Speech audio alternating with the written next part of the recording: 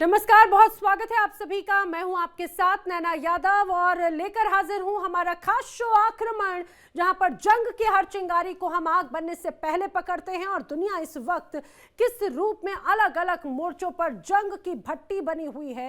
हर दिशा से बारूद की गंध आ रही है, हर मोर्चा धधक रहा है और इन्हीं आग की लपटों में कई देश झुलस रहे हैं।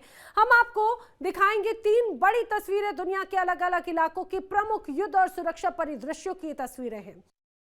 पहली तस्वीर जो परमाणु शक्ति की दौड़ दर्शाती है, कितनी तेज ये दौड़ है। अमेरिका ने हाल ही में अपने परमाणु परीक्षण किए, जिसके बाद में रूस और ज्यादा आक्रामक हो गया। वहीं चीन शांति की राह अपनाए हुए है, जबकि ईरान पैनी निगाहों से सारी स्थिति का विश्लेषण कर रहा है। पूरी दुनिया इस बढ़ती टकराहट के बीच में सन्न है। दूसरी तस्वीर यूक्रेन की तरफ नजर डालती है। सर्दियों के इस मौसम में बड़े पैमाने पर युद्ध की आशंका है। रूस की भारी गोला बारूद की आपूर्ति एक तरफ है तो दूसरी तरफ है यूक्रेनी जनता, जो ठंड और कठिन परिस्थितियों से जूझ रही है। ये संघर्ष और ज्यादा गंभीर रूप लेता हुआ नजर आता है। तीसरी तस्वीर हमें वेनेजुएला की ओर ले जाती है, जहां पर देश 3 तरफ से घिर चुका है और शंका जताई जा रही है कि अमेरिका कभी भी किसी भी तरह की कार्रवाई कर सकता है। ये क्षेत्रीय तनाव और वैश्विक चिंता का विषय बना हुआ है। इन 3 तस्वीरों में हमें साफ तौर पर दिखाई देता है कि वैश्विक सुरक्षा और राजनीतिक संतुलन कितनी नाजुक स्थिति में है।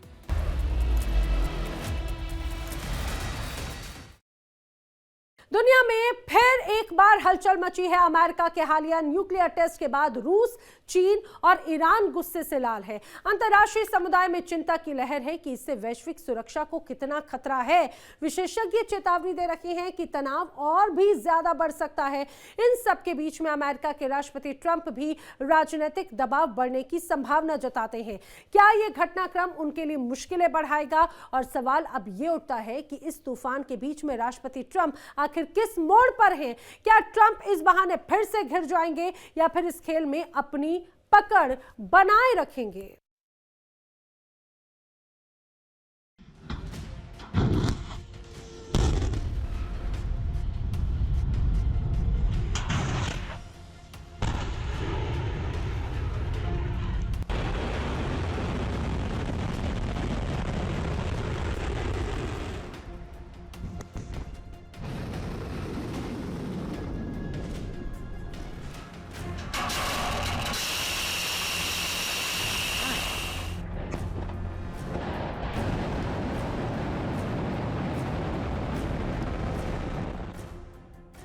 दुनिया आज फिर वही खड़ी है, जहां एक गलती, एक आदेश, एक परीक्षण पूरी धरती को नई परमाणु होड़ में झोंक सकता है।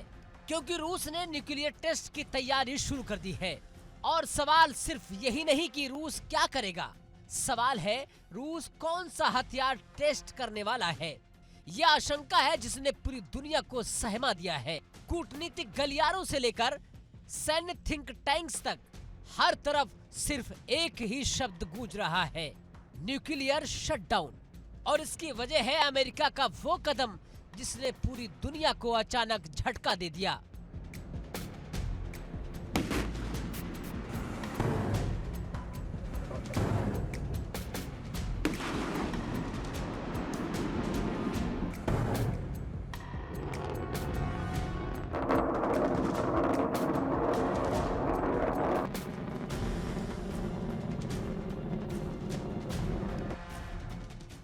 अगस्त 2025 यूटा का हिल एयरबेस और आसमान की तरफ उड़ान भरता स्टील की चमक से लिपटा F-35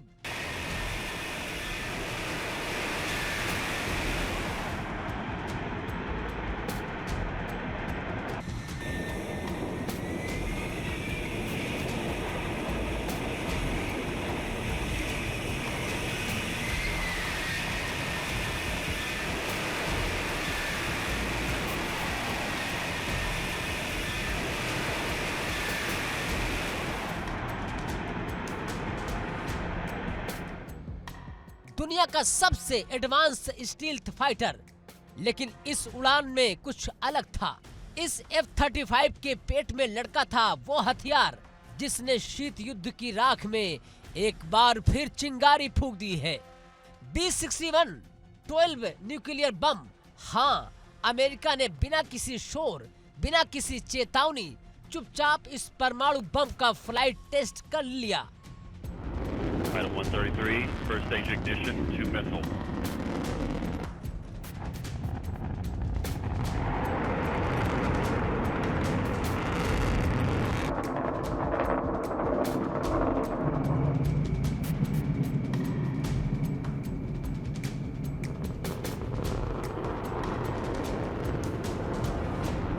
Item 133, first stage ignition, 2 missile. इस मिशन का लक्ष्य था नेवेडा का टोनोपा टेस्ट रेंज, आसमान में उड़ता F-35, टारगेट लॉक और फिर बम रिलीज। एक ड्रॉप, एक परीक्षण, लेकिन पूरा विश्व संतुलन हिलाने के लिए काफी है।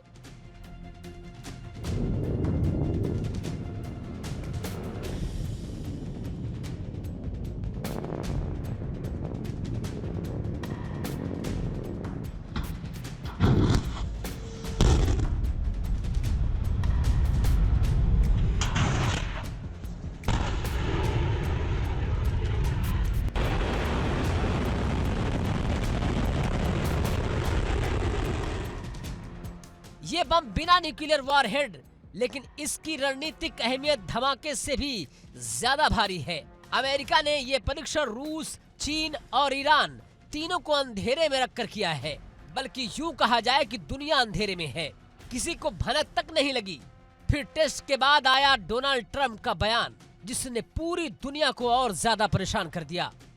ट्रंप ने कहा, अमेरिका को न्यूक्लियर क्षमता में हमेशा आगे रहना ही होगा। लेकिन यह बयान टेस्ट के पहले नहीं, बाद में दिया गया।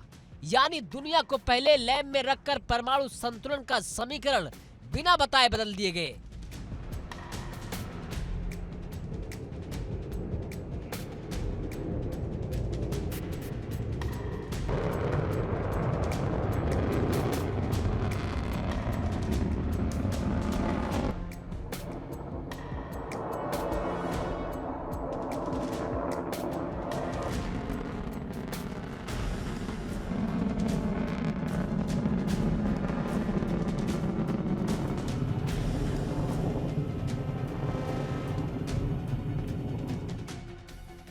और अब ये खबर सीधे मॉस्को की नसों में चढ़ चुकी है। रूस, जिसने पहले कहा था कि वो किसी नए परमाणु टेस्ट में दिलचस्पी नहीं रखता, अब खुलकर बोल रहा है। रूसी रणनीतिक विशेषज्ञ, क्रेमलिन के सैन्य सलाहकार, सबका एक ही टोन, अमेरिका ने टेस्ट किया है, अब रूस चुप नहीं बैठेगा। क्रेमलिन के इर्द गिर्द हलचल बढ़ गई है और संकेत साफ है, रूस जल्द ही अपना न्यूक्लियर टेस्ट कर सकता है। सबसे बड़ा सवाल, रूस आखिर कौन सा हथियार टेस्ट करने जा रहा है? अफवाहों, इंटेलिजेंस रिपोर्ट्स और सैन्य विश्लेषणों की माने तो सरमत SICBM का नया version, Poseidon under water nuclear drone या फिर रणनीतिक मिनी न्यूक। ग्लोबल सुरक्षा एजेंसियां इन सभी हथियारों को अगले संभावित परीक्षण विकल्प के तौर पर देख रही है। रूस का हर नया टेस्ट अमेरिका से एक कदम बड़ा, एक कदम भारी और दुनिया के लिए एक कदम ज्यादा खतरनाक हो सकता है।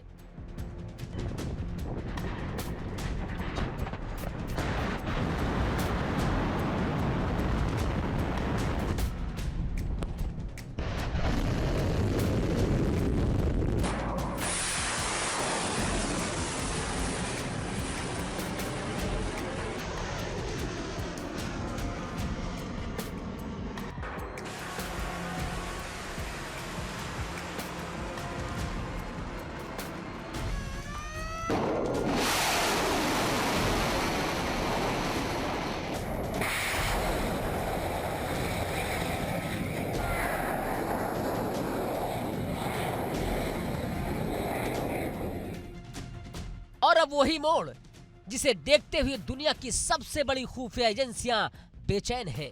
अमेरिका के इस टेस्ट के बाद जियोपॉलिटिकल विश्लेषकों ने एक नया खतरा उठाया है। क्या पुतिन, शी जिनपिंग और ईरान के सुप्रीम लीडर खामनेई मिलकर एक नया परमाणु रणनीतिक मोर्चा खड़ा कर सकते हैं? ये सवाल सिर्फ कल्पना नहीं, बल्कि कई रिपोर्ट्स का दावा है कि रूस, चीन, ईरान पहले से ही सैन्य ऊर्जा और ड्रोन तकनीक में करीब आ चुके हैं। अगर ये तीनों न्यूक्लियर रणनीति में भी एक समान लाइन अपनाने लगे तो दुनिया के लिए ये आने वाले दशक का सबसे बड़ा सुरक्षा संकट बन सकता है।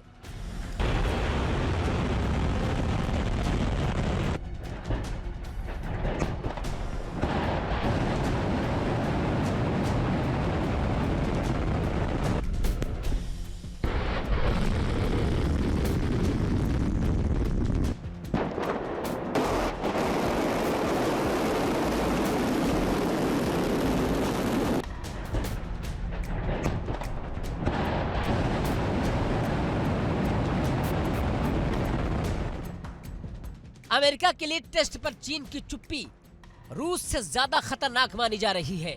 बीजिंग ने कोई बयान नहीं दिया, कोई निंदा नहीं की, कोई चेतावनी भी नहीं दी और यही चुप्पी कई विश्लेषकों के लिए खामोश रणनीति का संकेत है, क्योंकि चीन पहले ही परमाणु हथियारों की तैनाती 3 गुना बढ़ाने की रोडमैप पर काम कर रहा है। अमेरिका का B-61-12 टेस्ट चीन को तेजी से अपनी न्यूक्लियर फोर्स एक्टिव करने के लिए प्रेरित कर सकता है।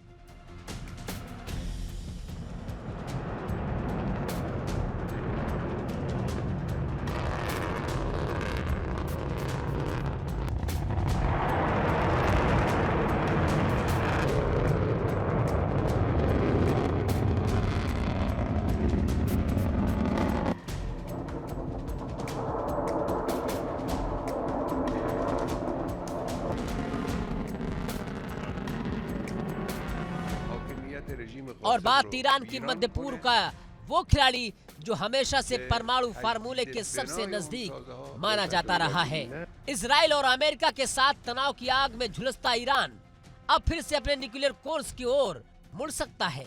विश्लेषकों का कहना है कि अगर अमेरिका और रूस दोनों तरफ से परमाणु हलचल तेज करेंगे तो ईरान के लिए ये परमाणु बैलेंस ऑफ पावर में वापसी का मौका होगा। ये वही स्थिति है जिससे मध्य पूर्व सबसे ज्यादा अस्थिर हो सकता है।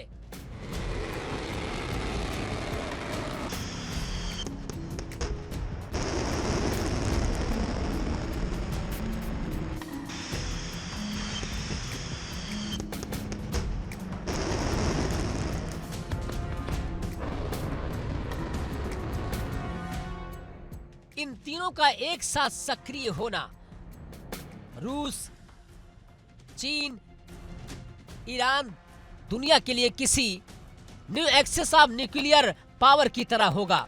ये तीनों अलग अलग मोर्चों पर अमेरिका के लिए चुनौती रहे हैं, लेकिन अगर एक साथ स्ट्रेटेजिक लाइन में खड़े हो गए तो अमेरिका के लिए 21वीं सदी की सबसे खतरनाक चुनौती बन जाएगी।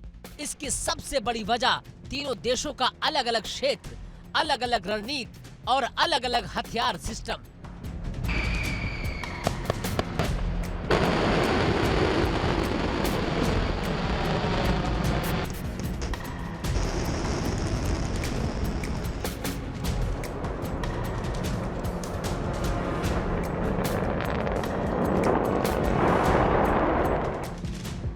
एक कोने में अमेरिका F-35 से B-61-12 का परीक्षण यानी नेटो को नया परमाणु संबल, दूसरे कोने में रूस अपना जवाबी टेस्ट तैयार कर रहा है, हाइपरसोनिक और अंडर वाटर न्यूक्लियर हथियारों में बढ़त, और तीसरे कोने पर चीन मिसाइलों को बढ़ा रहा है, ICBM रेंज बढ़ा रहा है और अब चुपचाप रहकर साल के भीतर नई घोषणा कर सकता है। इस त्रिकोण के बीच में खड़ा ईरान, जिसके निर्णय से मध्य पूर्व का भविष्य तय हो सकता है। और ये पूरा संकट तेज तब हुआ जब ट्रंप ने टेस्ट के बाद बयान दिया, अमेरिका के पास दुनिया का सबसे शक्तिशाली न्यूक्लियर सिस्टम होना चाहिए और रहेगा।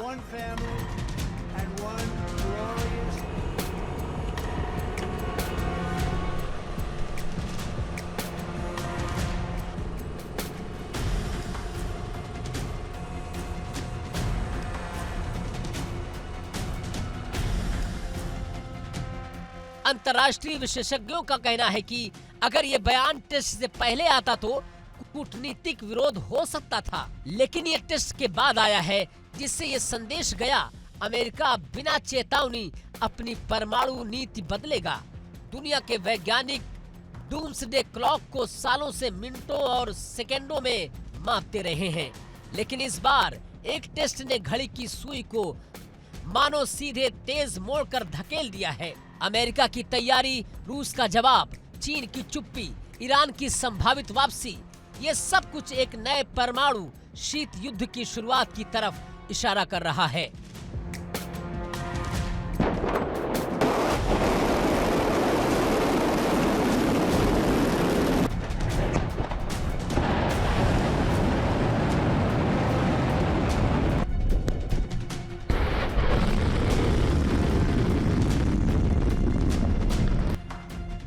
दुनिया आज इंतजार में है। क्या रूस अपना परीक्षण करेगा? क्या चीन नई हाइपरसोनिक परमाणु घोषणा लेकर आएगा? क्या ईरान वापस रास्ता मोड़ देगा? और क्या पुतिन, शी, खामनेई वाकई एक नया रणनीतिक मोर्चा बना सकते हैं? ये वो सवाल है जो आज अंतर्राष्ट्रीय राजनीति का सबसे बड़ा इम्तिहान बन चुका है। Bureau report, India daily.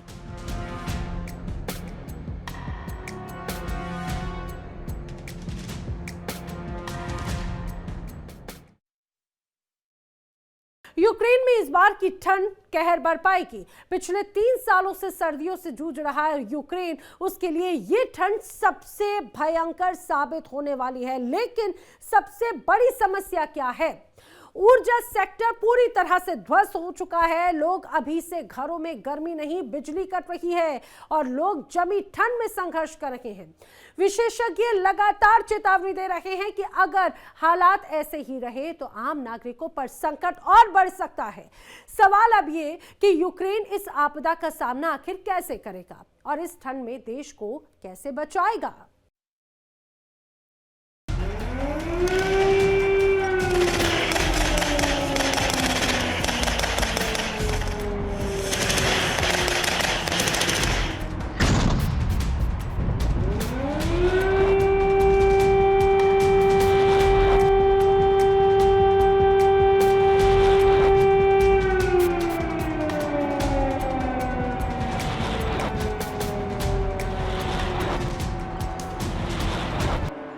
Ukraine जो युद्ध सिर्फ गोला बारूद से नहीं लड़ रहा, वहां कड़ाके की ठंड भी युद्ध का दूसरा मोर्चा बन चुकी है।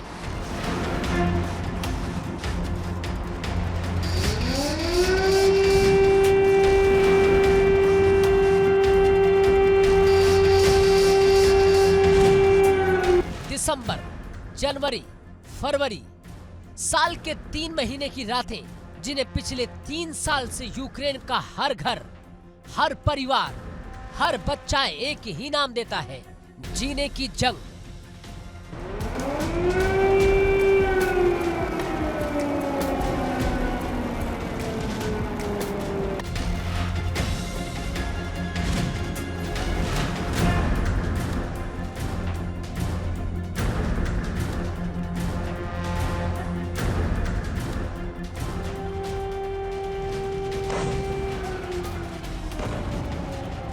औसतन तापमान -4.8 डिग्री से 2 डिग्री, बर्फ हर महीने 1.5 मीटर से ज्यादा, और पूरा देश मानो बर्फ की चादर में कैद हो चुका होता है।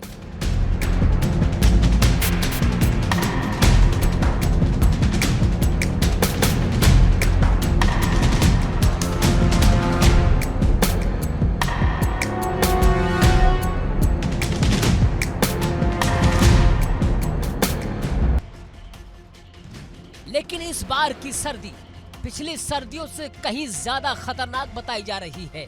यूक्रेन के लाखों लोगों के लिए ठंड सिर्फ मौसम नहीं, ठंड अब मौत का दूसरा नाम बन गई है। कारण ऊर्जा की कमी, बिजली की कटौती और युद्ध में बर्बाद हो चुके हीटिंग सिस्टम।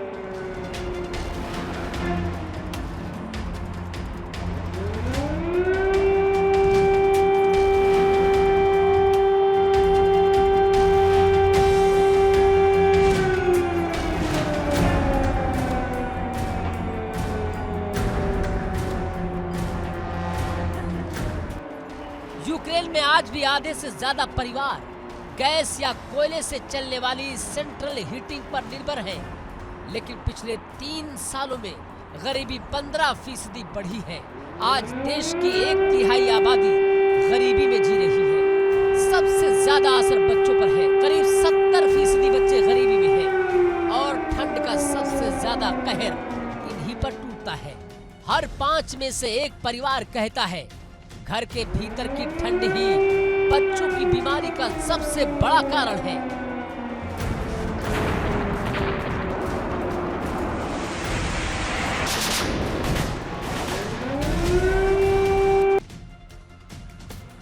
यूक्रेन की सर्दी इस दिसंबर में शुरू होती है, जब औसतन 14 दिन बर्फ गिरती है। जनवरी और फरवरी यानी 3 महीने लगातार बर्फ, लगातार ठंड, लगातार संघर्ष। दक्षिणी हिस्सों खेरसौन, ओडिशा यहाँ तापमान थोड़ा नरम पड़ता है, लेकिन उत्तरी और पूर्वी इलाके डोनबास, लुहांस्क, सुमी इन इलाकों में ठंड हथियार से भी ज्यादा घातक होती है।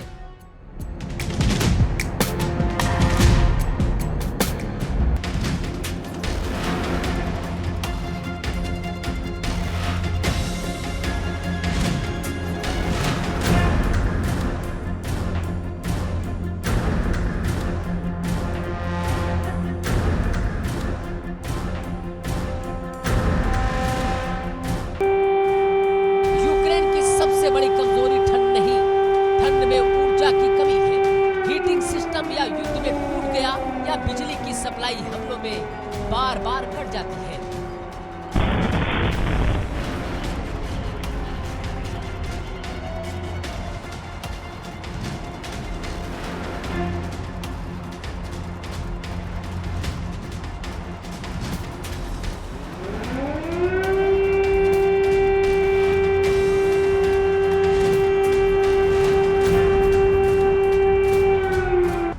राजधानी क्यू में जनवरी का औसतन तापमान होता है -3.8 डिग्री सेल्सियस और रात में गिरकर -6 डिग्री सेल्सियस तक चला जाता है।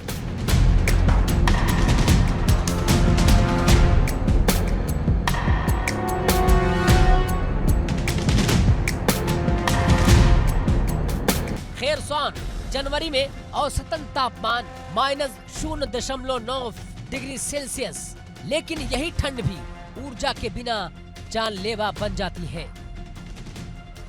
लेकिन इस साल की ठंड सिर्फ मौसम की मार नहीं, ये रणनीतिक हमला भी हो सकता है। विश्लेषकों का कहना है कि रूस इस सर्दी यूक्रेन के बिजली संयंत्रों, ऊर्जा प्रतिष्ठानों, तेल डिपो और हीटिंग नेटवर्क पर हमले तेज कर सकता है।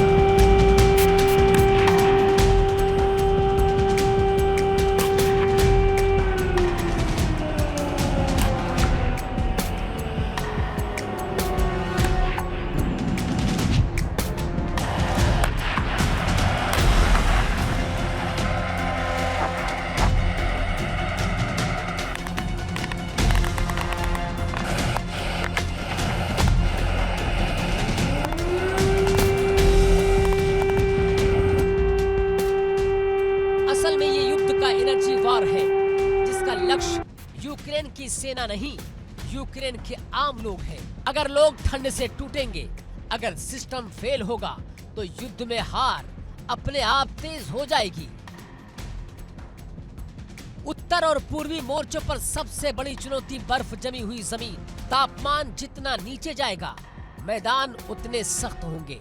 टैंक और आर्मर्ड गाड़ियों का चलना मुश्किल होगा। कीचड़, जो गर्मियों में यूक्रेन की सबसे बड़ी दुश्मन थी, सर्दियों में बर्फ और हिमपात के बाद पत्थर का मैदान बन जाती है। इसका सीधा असर एग्रेसिव ऑफेंस धीमा पड़ता है। यूक्रेन के सैनिक तेजी से आगे नहीं बढ़ पाते। यही वजह है कि सर्दियों में दोनों देशों की सेनाएं जमीनी लड़ाई नहीं, तोपों और मिसाइलों पर भरोसा करती हैं।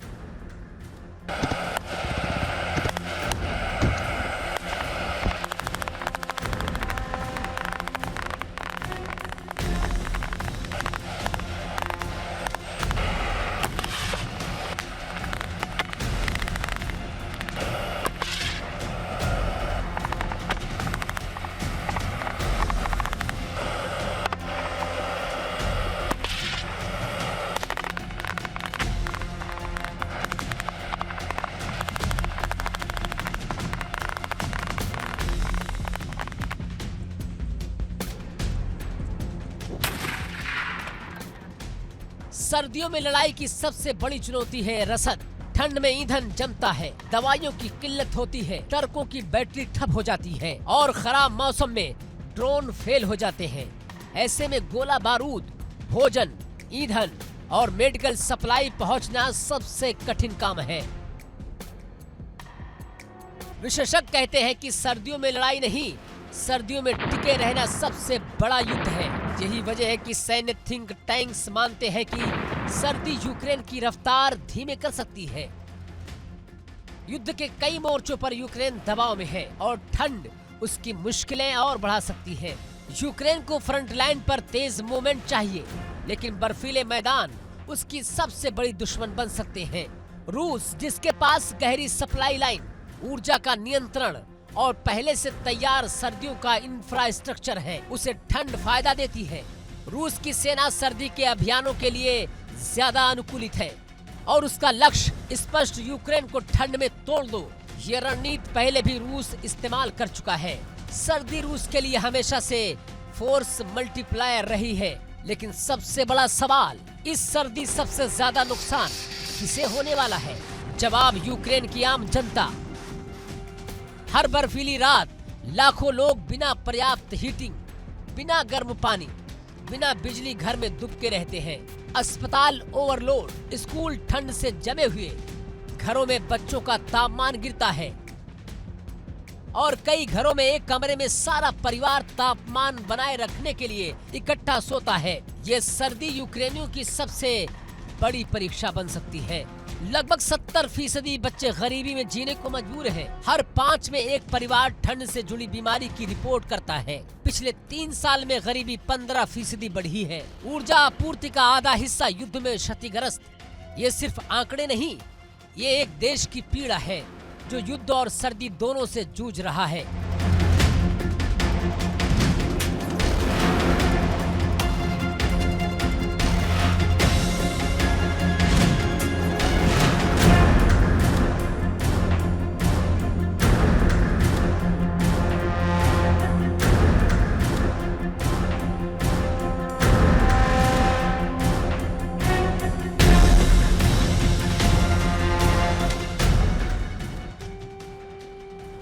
सैन्य विशेषज्ञ कहते हैं सर्दियों में यूक्रेन और रूस दोनों की रणनीति बदल जाती है।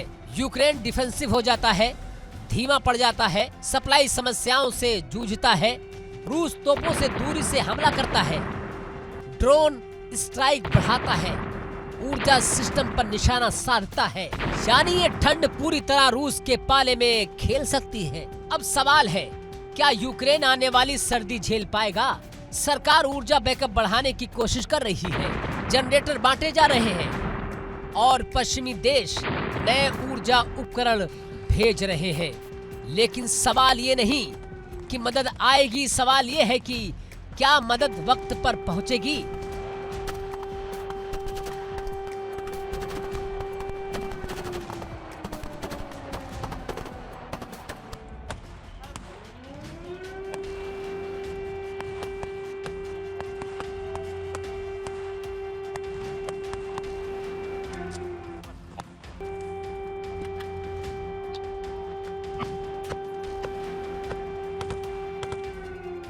क्योंकि ठंड किसी युद्ध विराम का इंतजार नहीं करती।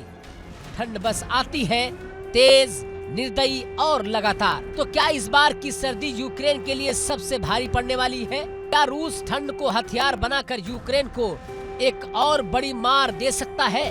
क्या यूक्रेन बर्फ से जमे मैदानों में अपनी सेनाओं को टिका पाएगा? और क्या ऊर्जा संकट और बर्फीली रातें यूक्रेन के युद्ध को नया मोड़ दे देंगी?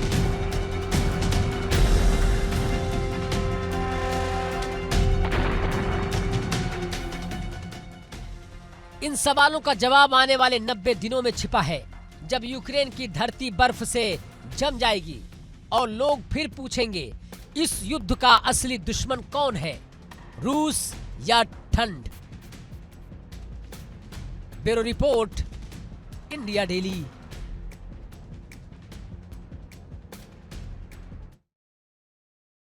दुनिया के लिए खतरे की घंटी बज गई। अमेरिका वेनेजुएला पर 3 तरफा हमले की योजना बना रहा है। राजनीतिक गलियारों में हड़कंप मचा हुआ है। अंतर्राष्ट्रीय विशेषज्ञ चेतावनी दे रहे हैं कि ये कदम न सिर्फ वेनेजुएला बल्कि पूरे क्षेत्र की सुरक्षा को झकझोर सकता है। क्या वेनेजुएला खुद को बचा पाएगा या अमेरिका की ये रणनीति नई तूफानी लहर लेकर आएगी? हालात बेहद तनावपूर्ण है और हर नजर अब इस संघर्ष की ओर टिकी हुई है।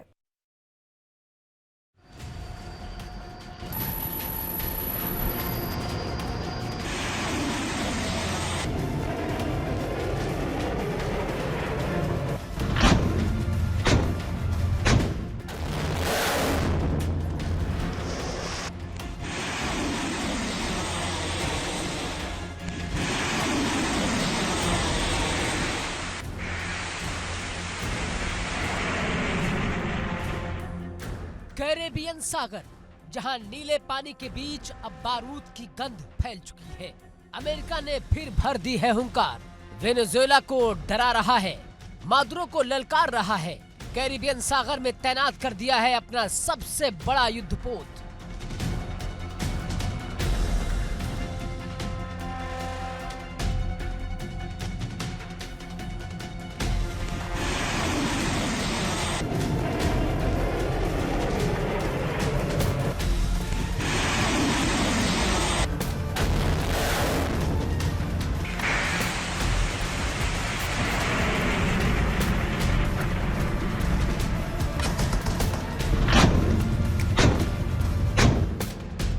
अटलांटिक की लहरों पर अब लहरा रही है यूएस बतान, अमेरिका का वो ताकतवर असाल्ट शिप जो पलक झपकते ही दुश्मन देश में तबाही मचा सकता है। टैंक, हेलीकॉप्टर, मरीन कमांडो और मिसाइल सिस्टम से लैस ये युद्धपोत अब वेनेजुएला के दरवाजे पर दस्तक दे चुका है और इसके साथ ही कैरेबियन का माहौल बारूद से भर गया है।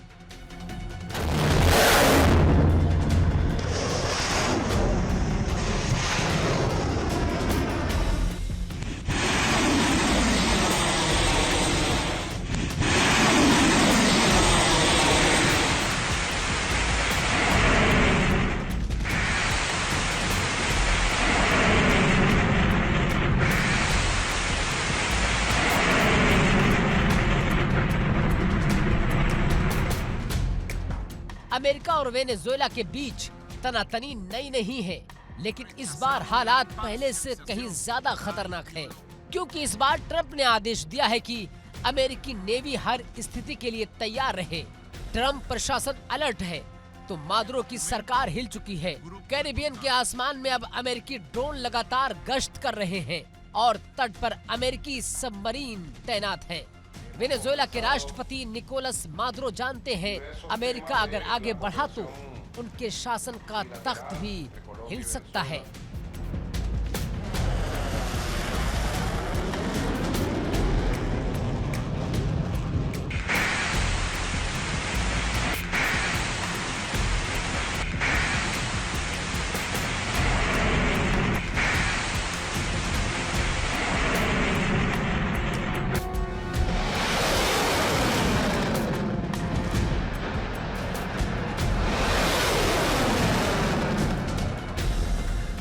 पिछले कुछ महीनों में अमेरिका ने कैरिबियन और पूर्वी प्रशांत क्षेत्र में कम से कम 19 हमले किए हैं और इन हमलों में 70 से ज्यादा लोग मारे जा चुके हैं, कई घायल हैं और तनाव अब खतरनाक मोड़ पर पहुंच चुका है। अमेरिका का तर्क है ये ऑपरेशन नार्को टेररिज्म के खिलाफ थे, लेकिन मादुरो का आरोप है ट्रंप समाजवादी सरकार को गिराने के लिए बहाना बना रहे हैं। मादुरो ने कहा अमेरिका लोकतंत्र के नाम पर साम्राज्यवाद फैला रहा है।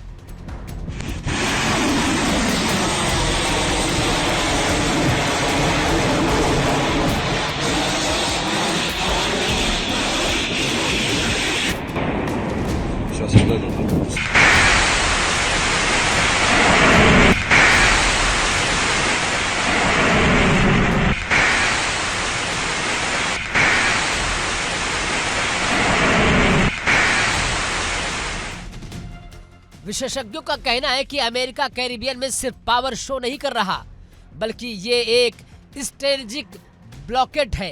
यानी चारों तरफ से वेनेजुएला को घेरने की तैयारी है।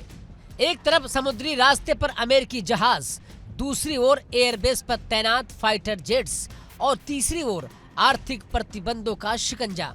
अमेरिका का मकसद साफ है, वेनेजुएला की सप्लाई लाइंस काटो, फिर राजनीतिक अस्थिरता बढ़ाओ और आखिर में मादुरो की कुर्सी हिला दो। यानी ये सिर्फ ताकत नहीं, रणनीति का प्रदर्शन भी है।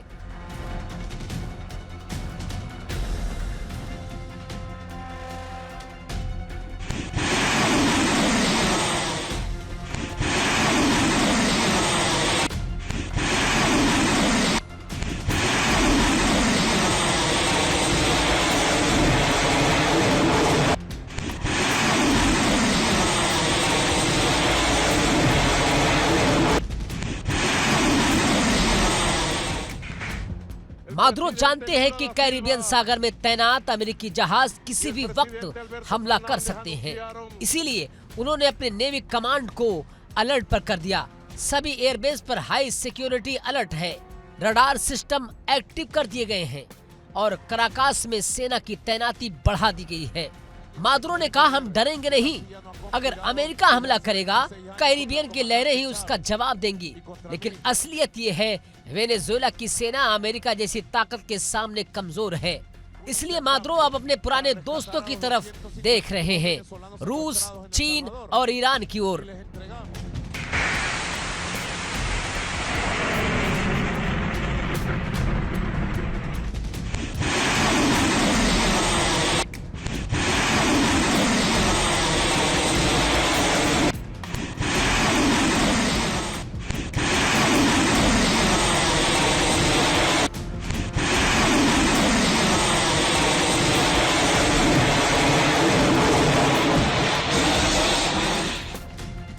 मादुरो की मदद के लिए रूस ने आवाज उठाई है। मॉस्को ने कहा, कैरेबियन सागर में किसी भी देश की संप्रभुता का उल्लंघन अस्वीकार्य है। चीन ने भी अमेरिका को चेताया, तनाव बढ़ाने वाले कदमों से बचो। ईरान ने तो आगे बढ़कर कहा, अगर अमेरिका हमला करता है तो ये साम्राज्यवाद का खुला प्रदर्शन होगा। कैरिबियन की इस जंग पर अब दुनिया की 3 बड़े देश अपनी पैनी नजर गड़ाए बैठे हैं। रक्षा विशेषज्ञ चेतावनी देते हैं कि अगर अमेरिका ने वेनेजुएला पर हमला किया तो पूरा लैटिन अमेरिका आग में झुलस सकता है।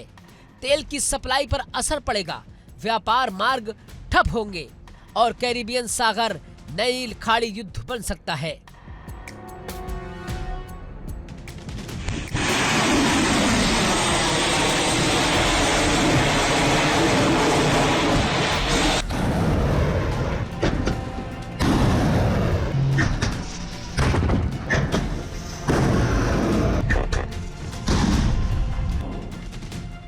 विश्लेषक कहते हैं, ये जंग सिर्फ अमेरिका और वेनेजुएला की नहीं, बल्कि विचारधाराओं की टक्कर है।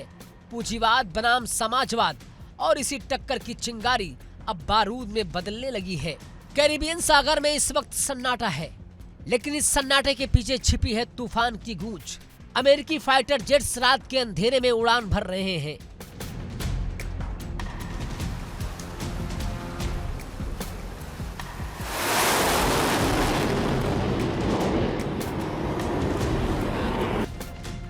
सबमरीनें गहराइयों में गश्त कर रही हैं और वेनेजुएला के तट पर अब लगातार सायरन बज रहे हैं। मछुआरे समंदर में उतरने से डर रहे हैं, लोग घरों में छिपे हैं और कराकास में सैन्य बंकर खोदे जा रहे हैं।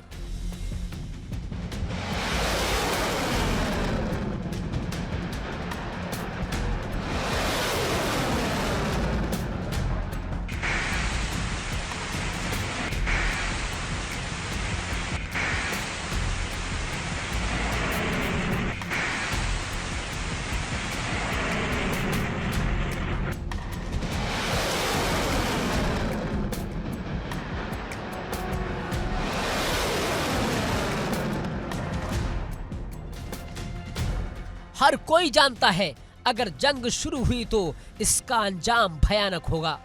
लेकिन सबसे बड़ा सवाल, क्या अमेरिका सचमुच मादुरो पर हमला करने की तैयारी में है?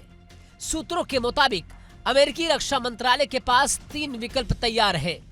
पहला, सीमित एयर स्ट्राइक, दूसरा नौसैनिक ब्लॉकेड और तीसरा सीधा शासन परिवर्तन का ऑपरेशन। हालांकि व्हाइट हाउस ने इसे संभावनाओं तक सीमित बताया है, लेकिन जिस तरह से यूएसएस को तैनात किए गए हैं वो सब कुछ कह देता है, क्योंकि अमेरिका जब जहाज भेजता है तो उसका मतलब होता है कुछ बड़ा होने वाला है।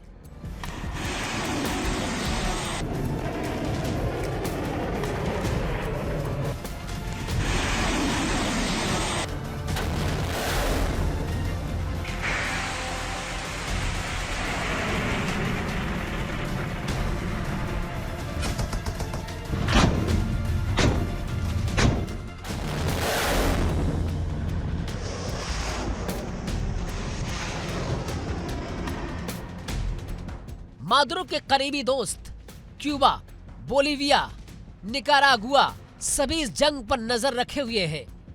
क्यूबा ने कहा अगर वेनेजुएला पर हमला हुआ तो पूरा लैटिन अमेरिका भड़क जाएगा। निकारागुआ ने भी अमेरिका को चेताया इस बार कैरिबियन चुप नहीं बैठेगा। लेकिन मादुरो जानते हैं अगर अमेरिका ने सीधा वार किया तो ये दोस्त भी ज्यादा देर तक टिक नहीं पाएंगे और न ज्यादा देर तक साथ देंगे।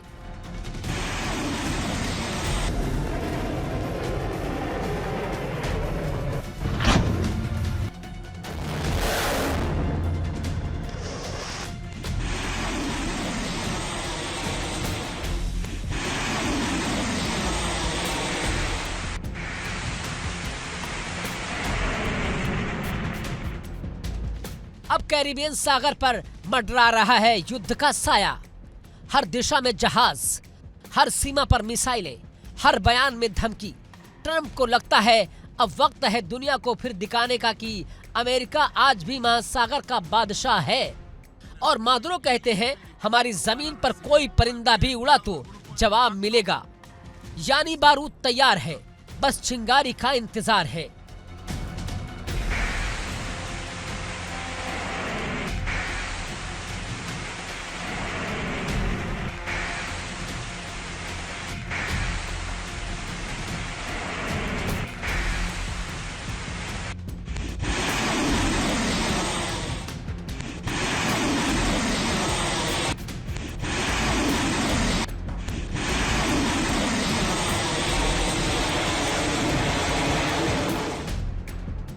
समंदर की लहरें शांत दिख रही हैं, लेकिन इस शांति में छिपा है तूफान।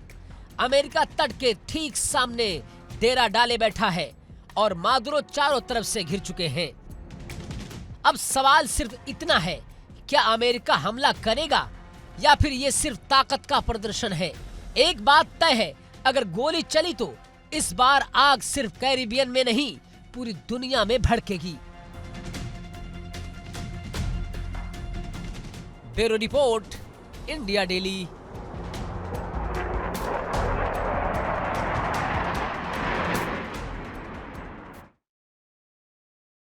दुनिया फिर एक बार युद्ध की कगार पर खड़ी है। ईरान और इजराइल के बीच में टकराव बढ़ता जा रहा है।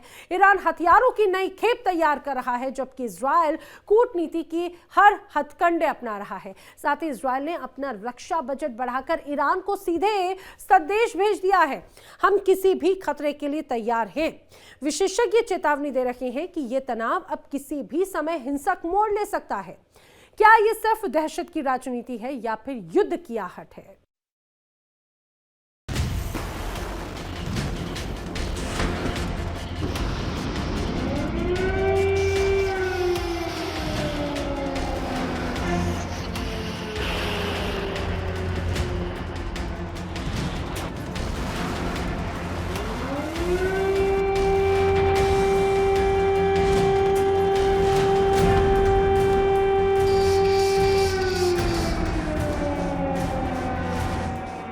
दुनिया आज फिर हथियारों की होड़ में तेजी से आगे बढ़ रही है। कहीं रॉकेट, कहीं मिसाइल टेस्ट किए जा रहे हैं, तो कहीं देश अपने रक्षा बजट में रिकॉर्ड तोड़ बढ़ोतरी कर रहे हैं।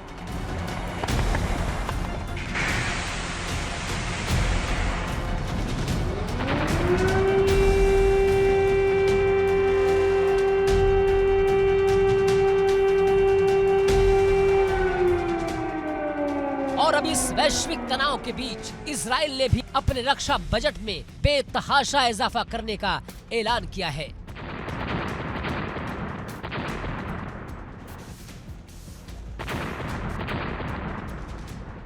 पिछले कुछ महीनों में ईरान ने अपने हथियारों के भंडार में तेजी से इजाफा किया है। रॉकेट, मिसाइल और सैन्य तकनीक के क्षेत्र में ईरान लगातार नए परीक्षण कर रहा है। इससे न सिर्फ इजराइल बल्कि अमेरिका भी चिंतित है।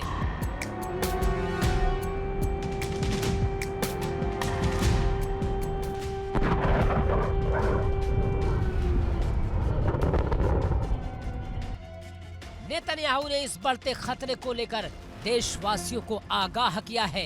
उनका कहना है कि ईरानी मिसाइलों का खतरा बढ़ता जा रहा है और इजराइल को हर स्थिति के लिए तैयार रहना होगा। रक्षा विशेषज्ञों का कहना है कि इजराइल का ये कदम सिर्फ सुरक्षा की जरूरत नहीं बल्कि एक रणनीतिक संकेत भी है। संयुक्त राष्ट्र अमेरिका समेत पश्चिमी देश भी इस क्षेत्रीय तनाव को गंभीरता से ले रहे हैं। विशेषज्ञों के मुताबिक ईरान के पास अब इंटरमीडिएट रेंज मिसाइलों की संख्या में जबरदस्त इजाफा हो चुका है।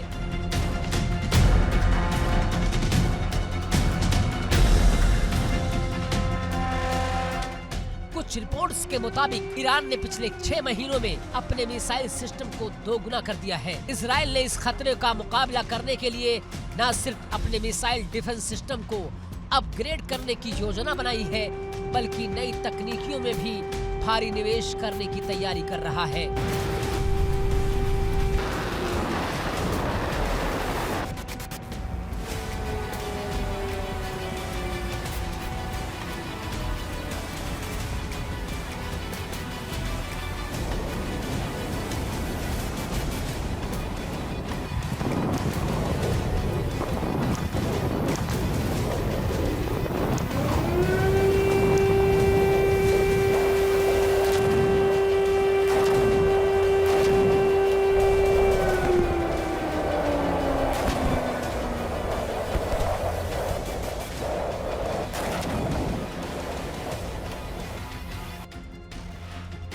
नेतन्याहू की सरकार का कहना है कि ये कदम इजराइल की सुरक्षा को सुनिश्चित करने के लिए जरूरी है। उनका कहना है कि ईरान का रॉकेट प्रोग्राम सीधे इजराइल की सुरक्षा के लिए खतरा बन सकता है। हालांकि इस रक्षा बजट में इजाफा वैश्विक स्तर पर भी चिंता का कारण बना हुआ है।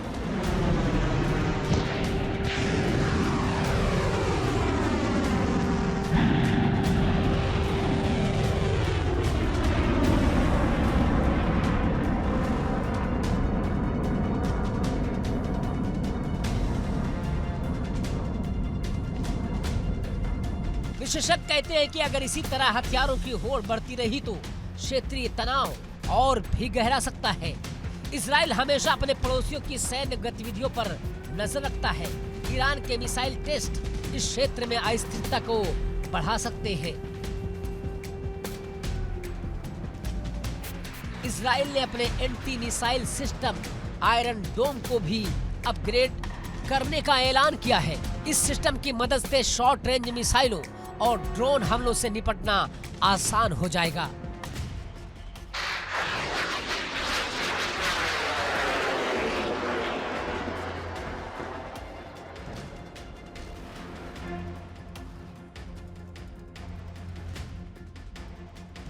ईरान का लक्ष्य सिर्फ क्षेत्रीय दबाव बनाना नहीं बल्कि लंबी दूरी तक मार करने वाले मिसाइल सिस्टम विकसित करना भी है। इससे इजराइल समेत पूरे मध्य पूर्व में तनाव बढ़ रहा है। अमेरिका ने भी इजराइल को समर्थन देने का आश्वासन दिया है।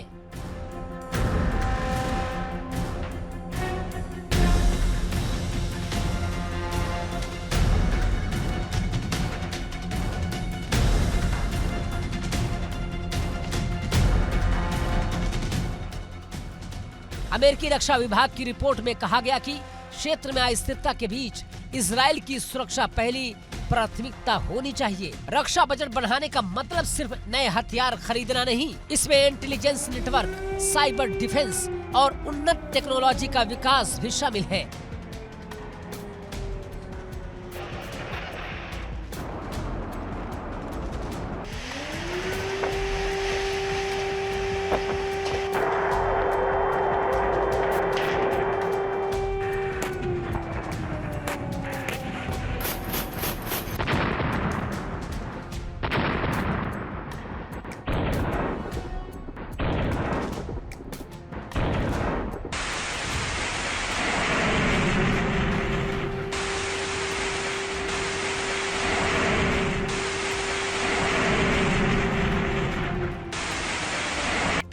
नेतन्याहू ने यह साफ कर दिया कि इजराइल किसी भी संभावित खतरे का मुकाबला करने के लिए पूरी तरह तैयार रहेगा। उनके मुताबिक सुरक्षा में कोई समझौता नहीं किया जाएगा।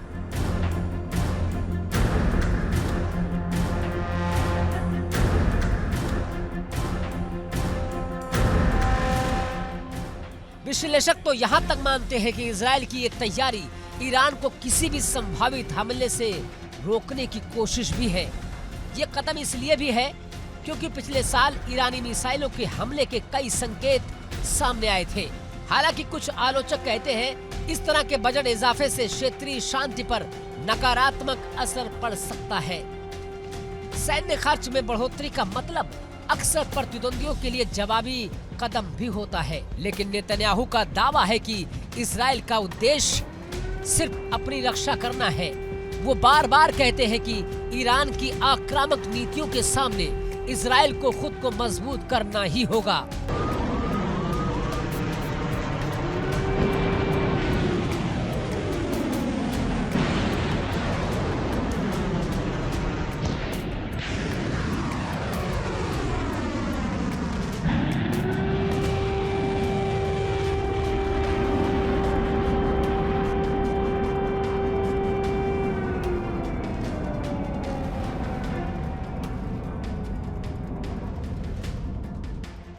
ईरानी खतरे को देखते हुए इजराइल ने सेना में नई तकनीकों के इस्तेमाल पर भी जोर दिया है।